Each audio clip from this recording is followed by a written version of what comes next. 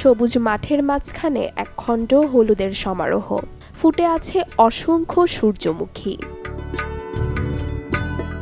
এ চিত্র দিনাজপুরের সদর উপজেলার কাটাপাড়া এলাকায়। ফুটে থাকা হাজারো সূর্যমুখীর এই দৃশ্য মন জুড়াবে যে কারোরই। তাই তো এই সৌন্দর্য উপভোগ করতে প্রতিদিনই লেগে থাকে দর্শনার্থীর ভিড়। উৎসবের খুশি হবে নগদে বেশি, কারণ ঘন্টায় ঘন্টায় আছে গিফট জেতার সুযোগ।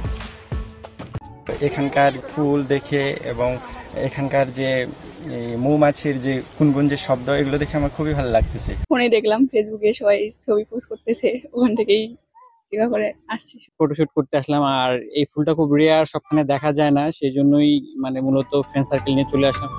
গত 4 বছর ধরে এই বাগানটি করছেন কৃষক সোহরাব আলী।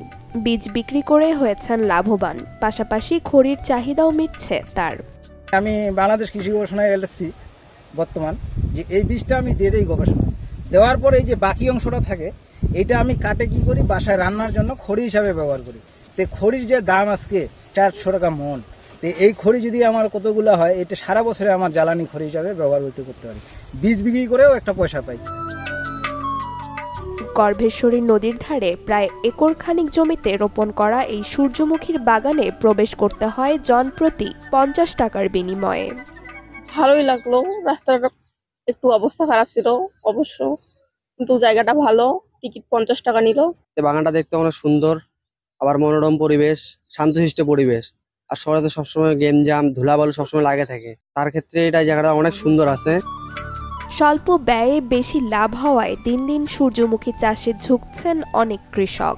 পাশাপাশি বাগানগুলো বিনোদন কেন্দ্র হিসেবে গড়ে ওঠায় দেখছেন বাড়তি আয়ের মুখ। Desk report, channel 24।